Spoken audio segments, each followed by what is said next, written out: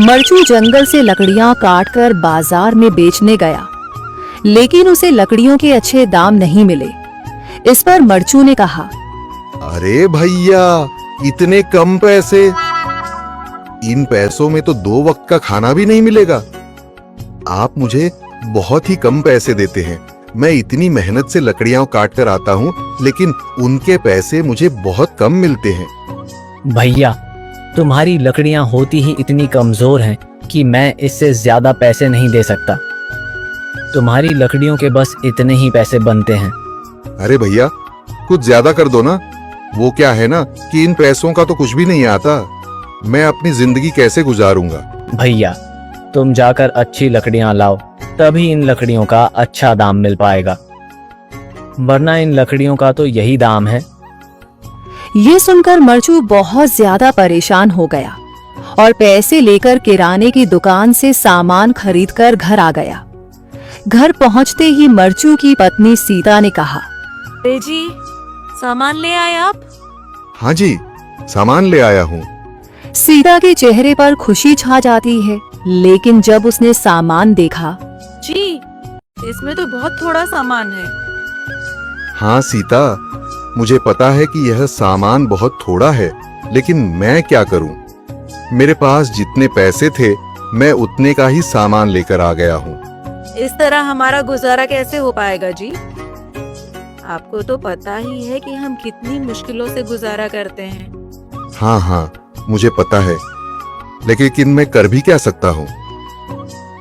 मेरे पास इतने पैसे ही नहीं कि हम एक अच्छी जिंदगी गुजार सकें। इतनी मेहनत कर रहा हूँ, लेकिन फिर भी मेहनत का फल नहीं मिल रहा।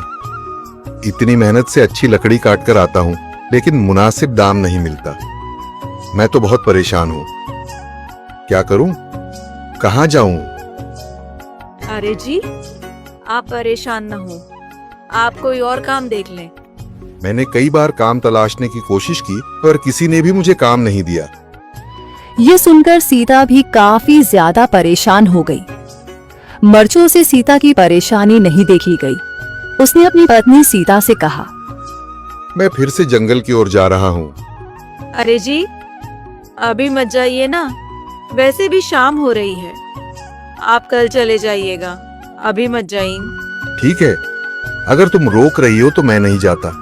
मैं कल चला जाऊंगा। इसके बाद मरचू गांव में घूमने के लिए चला गया।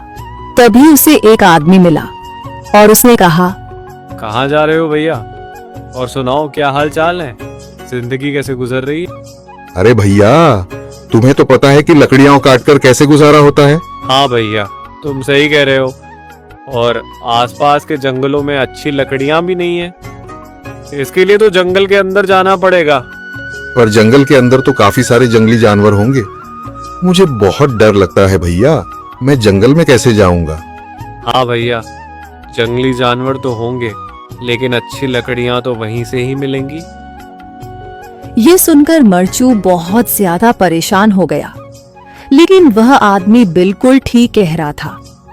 जंगल के किनारे की सारी लकड़ियां कट चुकी थीं। अब सिर्फ जंगल के अंदर ही अच्छी लकड़ियां बची थीं। अगली सुबह मरचू लकड़ियां काटने जंगल की ओर चल पड़ा। जंगल में आने के बाद मरचू ने कहा, अरे, यहाँ पर तो लकड़ियां ही नहीं हैं। वो आदमी सही कह रहा था, लकड़ियों के लिए तो जंगल के अंदर ही जाना पड़ेगा। और जंगल के अंदर जाना क्या सही रहेगा?